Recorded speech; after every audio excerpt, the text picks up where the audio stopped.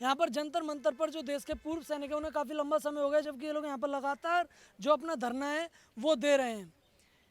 इनका जो धरना है वो ऐसा ये बोलते हैं कि काफ़ी शांति प्रिय है। शांति प्रिय आंदोलन होने का क्या फ़ायदा हुआ? पहले तो प्रतीक भाई आपका बहुत बहुत धन्यवाद। और आप पहले दिन से इस धरने की ताकत बने हुए हो, क्योंकि बड़ी मीडिया तो है नहीं, छोटी मीडिया है। और आप लोगों ने पूरे देश के सैनिकों तक ये जागरूकता पहुँचाई थी।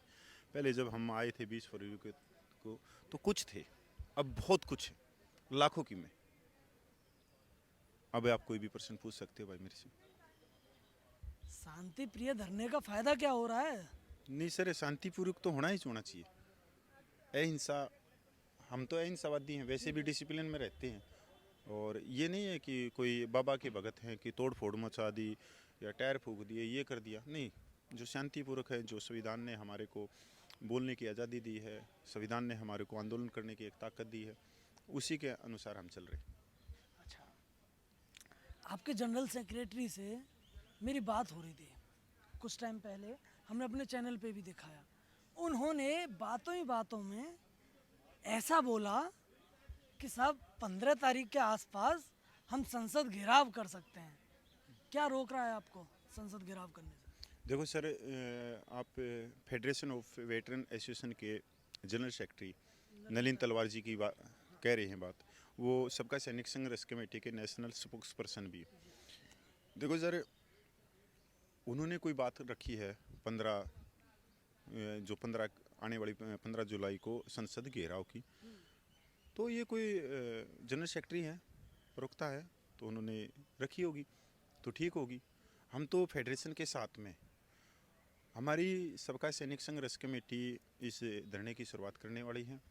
और उसका जब भी मांग पत्र निकले हैं, जितने भी मांग पत्र निकले हैं 20 फरवरी के बाद में, अब तो सर फेडरेशन के निकलने लगे, तो उसकी लास्ट लाइन में है ये कि संसद भवन का मार्च होगा। क्योंकि लोकतंत्र में जब आपकी आवाज़ कोई नहीं सुनाई दी जा रही या कोई नहीं सुनना चाहता, तो आपके पास में लास्ट में कोई एक कदम बचता है, और वो कदम है संसद भवन। क्योंकि वहाँ पर लोकतंत्र में सबसे बड़े ओहदे पे जो बैठे हैं वो माननीय राष्ट्रपति हैं, और तीनों सेनाओं के भी सेनापति हैं। और उससे भी अच्छा कि जो हम पूर्व सैनिक हैं उनके भी अध्यक्ष वही हैं, केंद्रीय सैनिक बोर्ड के। तो मैं तो अपनी फेडरेशन का कोई जो आता है, फेडरेशन का कोई आदेश आता है, उसके ऊपर तो जो बात रखेगी वो फेडरेशन रखेगी। मैं कोई फेडरेशन में फेडरेशन की तरफ से अधिवक्ता नहीं हूँ। मैं हरियाणा का एक जनरल सेक्रेटरी हूँ सबका कमेटी का, और जो नायक हरपाल हैं वो सबका कमेटी के नेशनल जनरल सेक्रेटरी हैं। तो फेडरेशन में कमेटियाँ गई, कमेटियों के सहयोग से फेडरेशन बना। तो कमेटियाँ वहीं की वहीं हैं, जो कमेटियाँ, उनका झंडा डंडा सब कुछ है। अगर आप बात करो मेरी कमेटी से, क्योंकि मैं पूरे हरियाणा की तरफ से भी नहीं कह सकता, मैं सिर्फ अपनी एक कमेटी की तरफ से कह सकता हूँ कि सबका सैनिक संघर्ष कमेटी की तरफ से, कि अगर सबका कमेटी जो मांग पत्र निकले हैं अभी तक 20 फरवरी के बाद में, उसमें हमारी लास्ट लाइन है कि संसद मार्च होगा, तो जी हम बिल्कुल उसमें तैयार हैं। उसके बाद में ये फेडरेशन तय करेगी। संसद का घेराव करेंगे। आपके ही पड़ोस में कुछ दिनों पहले एक और आंदोलन चल रहा था, हाँ हाँ सर। पहलवानों का हाँ आंदोलन। जी। वो उन्होंने भी संसद का घेराव किया था। हाँ जी। क्या हाल हुआ था, क्या हश्र हुआ था, वो पूरे भारत ने देखा। संघर्ष में ये गहने होते हैं, पुलिस की लाठियाँ खानी शांतिपूर्वक, सिर फूट जाने थे, ये तो संघर्ष के होते हैं। आपने उसी दिन हमारे को भी देखा 28 तारीख को किस तरह से पुलिस ने फेंक के मारा है बस में। तो ये कोई बड़ी बात नहीं जब हम संघर्ष में आ रहे हैं। और इसमें कोई भी दुखी होने की बात नहीं है कि पुलिस प्रशासन भी तो हमारे ही भाई हैं, सब कुछ है, उन्होंने भी तो कानून व्यवस्था बनानी है, पर हमने भी तो अपने अधिकारों के लिए आगे बढ़ना है। अभी आप देखो, और पहलवानों ने जो संसद मार्च की कॉल करी, उसके बाद में अभी 2-3 दिन पहले गृह मंत्री मिले उनसे रात को। कहीं ऐसा तो नहीं है कि पूर्व सैनिक भी उसी रास्ते पर चलना चाहते हैं? नहीं। कि साहब हम भी संसद का घेराव करेंगे, गृह मंत्री, रक्षा मंत्री, प्रधानमंत्री हमसे मिलेंगे, ये देखो, हो सकता है हमारी जो इतनी भी समस्या है उनका निवारण निकल जाए। लास्ट मैंने बोला ना, लास्ट पायदान वही है, लास्ट सीढ़ी वही है लोकतंत्र में। हमारी तो पहले से कॉल है, इनकी तो मान लो जो जो आप बोल रहे हो पहलवानों की, इनकी तो 28 तारीख की थी, हमारी तो बहुत पहले से है। 3 अप्रैल के मांग पत्र में आप देख सकते हो सब काके में लास्ट लाइन यही लिखी है। 20 फरवरी से पहला जो मांग पत्र निकला, जब 20 फरवरी को यहाँ धरना दिया बड़ी रैली के रूप में, उसमें भी लास्ट लाइन यही है कि संसद मार्ग का हम जाएंगे संसद तक। उसके बाद में 30 अप्रैल की निकली, उसमें भी यही थी।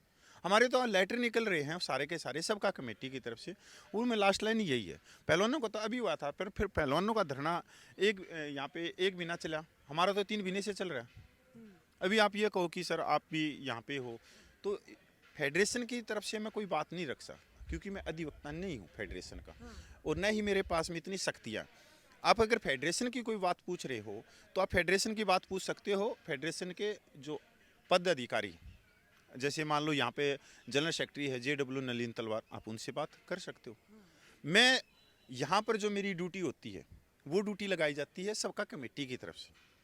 सबका कमेटी ने फेडरेशन को समर्थन दिया, और फेडरेशन सबका कमेटी को कोई भी आदेश देती है, उस आदेश के अनुसार मैं यहाँ आता हूँ, और उस आदेश के अनुसार मैं आगे लेकर चलता हूँ। ये आदेश अपनी जगह है, शुरुआत से आप इस आंदोलन की बागडोर संभाल रहे हैं, कोई भी पद कपिल फौजी को क्यों नहीं मिला फेडरेशन के अंदर? सर ऐसी नहीं है, मैं और हमने क्या कहीं आपके ही फेडरेशन में इस तरीके का डर तो नहीं है, चाहे वो तमाम जो लोग हैं वो हों, चाहे वो अध्यक्ष हों, जनरल सेक्रेटरी हों, या फिर तमाम जो प्रवक्ता हों, उन्हें इस चीज़ का तो डर नहीं है कि साहब कपिल अच्छा बोल लेता है, कपिल अच्छे से लीड कर लेता है, इसे कोई पद मत दो, कहीं ऐसा तो नहीं है? नहीं सर, ऐसा नहीं है। हमारे बहुत ही एक बुजुर्ग है जो सबका कमेटी के प्रधान सूबेदार प्रगट साहब, उनसे हमने सीखा है त्याग, पदों से थोड़ा सा दूर रहना। और जब आपके पास में पद नहीं है तो कुछ पोटकाल भी मेरे पे लागू नहीं होते। मैं हमेशा देखता हूँ कि अगर मेरे पास में पद होगा तो कुछ ना कुछ पोटकाल भी मेरे ऊपर होंगे, उनके अनुसार मेरे को बहुत सारी चीज़ें में बंधना भी पड़ेगा, मैं नहीं बंधना चाहता। दूसरी बात, हमारे नायक हरपाल जी जनरल सेक्रेटरी ऑल इंडिया के, उनके पास में भी पद नहीं, तो मैं कैसे हो सकता हूँ पद? और हमारा कर्तव्य क्या है, जो सबका कमेटी ने ये आंदोलन शुरुआत कराया, अगर हमने पद ही चाहिए थे तो हमारे को पूरे देश ने रोका, पूरे देश की कमेटी का समर्थन आया कि सबका कमेटी इस आंदोलन को अपने हाथों में रखो। अगर हम ही पद रख लेते तो फेडरेशन बनाने का क्या औचित्य था? हमने नेतृत्व करना सिखाया है, हमने पद दिए और फेडरेशन बना के पूरे देश को, पूरी आने वाली पीढ़ियों को एक फेडरेशन के रूप में एक बहुत बड़ी संस्था दी है, जो उनकी आवाज़ आने वाली पीढ़ियों की भी सरकार तक लेके जाएगी। यहाँ पद की लड़ाई नहीं। कहते हैं जिसके पास में काम और कर्म होगा वो कोई नहीं छीन सकता। जिस तरह से आपकी शिक्षा और आपकी ताकत कोई नहीं छीन सकता ना, वो आपकी है। उसी तरह से अगर आप में कर्म और काम है, आप में भाग दौड़ करने की शक्ति है, जवानों को जागरूक करने की शक्ति है, तो कोई नहीं छीन सकता। पद आज है कल नहीं। और मेरा मैंने आपसे एक सवाल किया था पहले कि साहब कपिल फौजी चुनाव लड़ना चाहते हैं, नेताओं वाली बातें आने लग गई हैं, त्याग करना सीखा है, वहां से वो सीखा है। ये पता क्या, नेताओं वाली आराम से बातें आती जा रही हैं, आप मुस्कुरा भी रहे हैं। सुनो 9.5 साल हो गए, आज तक किसी को ये नहीं मालूम मैं हरियाणा का जनरल सेक्रेटरी हूँ सबका का। मैं कहीं भी देख लेना, सबका सैनिक संघर्ष कमेटी से पूर्व सैनिक कपिल फौजी, मैं पद को कभी भी आगे लेके नहीं चलता। रह गई जो पद हरियाणा में है, जब मैं इस सबका कमेटी को पंजाब से यहाँ लेके आया, वो सारे पद मेरे बुजुर्गों के पास में।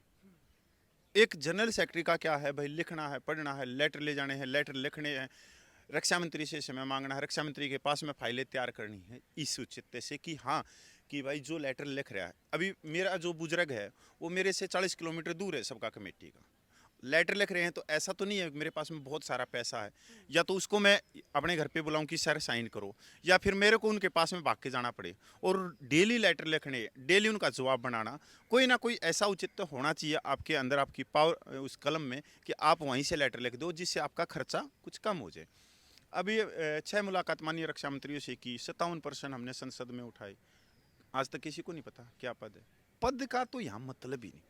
अगर पद में हम बंध गए ना, अगर पद की हमने होड़ कर ली, तो आज ये आंदोलन इस जगह पे नहीं खड़ा होता, आज तक यहाँ पे नहीं खड़ा हो जाता। और देखो सर एक चीज और, उम्र में चाहे छोटा हो चाहे बड़ा हो, अगर वो काम कर रहा है, अगर वो अच्छा काम कर रहा है, तो वो आगे आएगा। ये एक्चुअल है। आपने नहीं देखा, बुजुर्ग हैं, बहुत अच्छा ज्ञान भी रखते हैं, कोई उससे छोटी उम्र का है वो भी बहुत ज़्यादा ज्ञान रखता है। तो पदों का इसमें कोई वो नहीं है। और मेरे को और सबसे बड़ी बात, फेडरेशन में मेरे को पद दे रहे थे,